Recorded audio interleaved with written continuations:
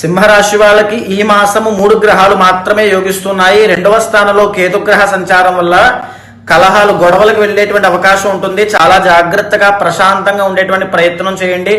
7th house లో రవిగ్రహ సంచారం నడుస్తోంది. మార్చి 15 తర్వాత అష్టమంలో రవి వస్తాడు కాబట్టి పొట్టకి సంబంధించిన ఆరోగ్య సమస్యల విషయంలో డైజెషన్ ప్రాబ్లమ్స్ రాకుండా చూసుకోండి. ప్రమాదాల విషయంలో చాలా అప్రమత్తంగా ఉండండి. తరువాత 7వ స్థానంలో శనిగ్రహ సంచారం వల్ల పెళ్ళైన వాళ్ళకి భార్యకి అనారోగ్య సమస్యలు వచ్చే అవకాశం ఉంటుంది. వెరీ కేర్ఫుల్ గా ఉండాలి.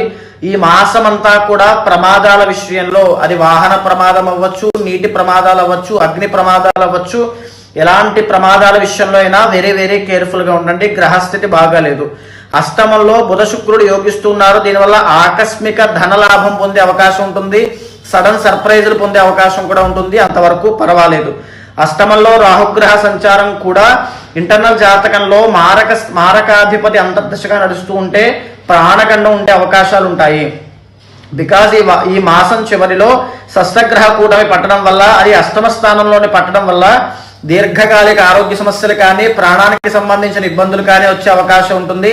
ఇంటర్నల్ జాతకంలో మీ యొక్క జాతకం చూసుకోండి. దశాంతర్దశలు అవి బాగుంటే ఓవర్కమ్ అవుతారు. ఒకవేళ బాగాలేకపోతే తగిన శాంతి పరిహారములు వెంటనే ఆచరించండి, ఉపశమనాన్ని పొందుతారు.